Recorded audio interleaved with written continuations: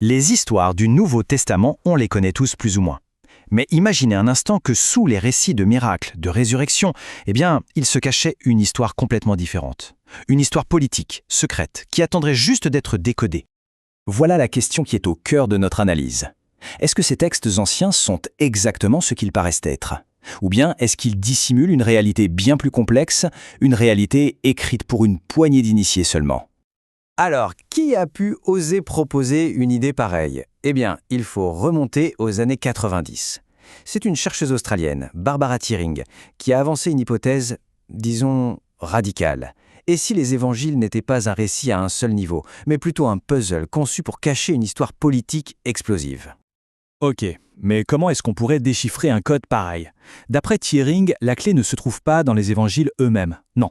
Elle se trouverait dans une découverte archéologique absolument majeure du XXe siècle. Tout commence donc avec les fameux manuscrits de la Mer Morte. Ces textes, ils ont été écrits par une communauté juive assez isolée, les Esséniens, et ils nous ont donné un aperçu incroyable de la pensée religieuse à l'époque de Jésus. Et pour Barbara Tiring, ils contenaient surtout la clé du code. Ce qui est intéressant, ce n'est pas seulement le contenu des manuscrits, c'est la façon dont leurs auteurs lisaient et interprétaient leurs propres textes sacrés. Ils avaient une technique bien à eux, très particulière. Cette méthode, elle a un nom, le pécher. Le principe est en fait assez simple. Pour eux, les vieilles prophéties de l'Ancien Testament, ce n'était pas de l'histoire passée, pas du tout. C'était un code secret qui décrivait leur présent, à eux. Chaque personnage, chaque lieu, chaque événement avait un double sens que seuls les initiés pouvaient comprendre. Et c'est là qu'on arrive au cœur de la théorie de Tiering. Elle s'est posé la question, si les Esséniens décodaient des textes anciens pour y lire leur propre réalité, pourquoi n'auraient-ils pas pu faire l'inverse ? C'est-à-dire créer un texte de toutes pièces, les évangiles avec un code intégré dès le départ. Une histoire de surface pour le grand public et une histoire cachée pour ceux qui avaient la clé. Voyons un peu comment cette théorie s'applique concrètement. Prenons quelques-uns des miracles les plus connus du Nouveau Testament et essayons de les regarder à travers ce fameux prisme du pécheur. On commence avec le premier miracle public de Jésus, aux noces de Cana. C'est une histoire que tout le monde connaît, mais qu'est-ce qu'elle pourrait bien cacher ? Ici, un miracle devient un acte politique radical. D'après Tiering, ce n'est pas de la magie, c'est une révolution. En transformant l'eau, le symbole des gens ordinaires, en vin, qui était réservé à l'élite, Jésus ne fait pas un tour de passe-passe. Il est en train de briser les barrières sociales et religieuses de son époque. Allez, passons à un autre miracle emblématique, la multiplication des pains, pour nourrir une foule de 5000 personnes. Et là encore, un miracle cache en fait une réorganisation du pouvoir. Dans cette lecture, Jésus ne nourrit pas des estomacs, non, il leur donne des prêtres. Les pains symboliseraient l'autorité sacerdotale. Il ne s'agirait donc pas de nourriture, mais bien de la création d'un clergé parallèle, un clergé loyal à sa cause.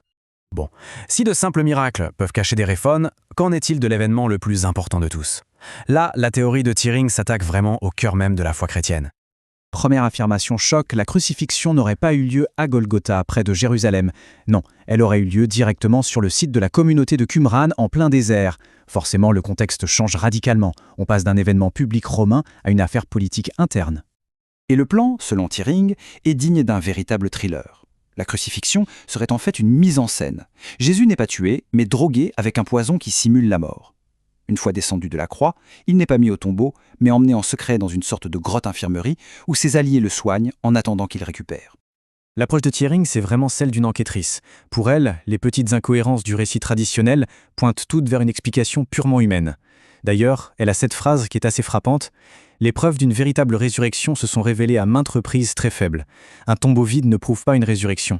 Il prouve seulement que le tombeau était vide. » On se retrouve donc avec deux versions qui sont totalement irréconciliables. D'un côté, le cœur de la foi, une résurrection divine et surnaturelle. Et de l'autre, une conspiration politique, une survie orchestrée, où les fameuses apparitions ne seraient en fait que les visites d'un Jésus bien vivant à ses partisans. Alors, si on suit ce fil de décodage jusqu'au bout, quel portrait de Jésus est-ce qu'on obtient ? La figure qui émerge est radicalement différente de celle qu'on connaît.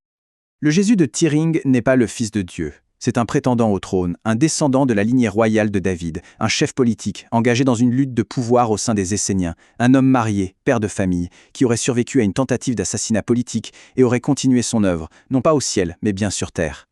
Alors, il faut être très clair, la théorie de Barbara Tiering est extrêmement controversée. La grande majorité des historiens la rejettent. Mais Qu'on y adhère ou pas, elle a le mérite de nous pousser à réfléchir. Au-delà des évangiles, cette idée qu'un texte puisse cacher une réalité sous sa surface, eh bien, ça nous invite à regarder l'histoire différemment.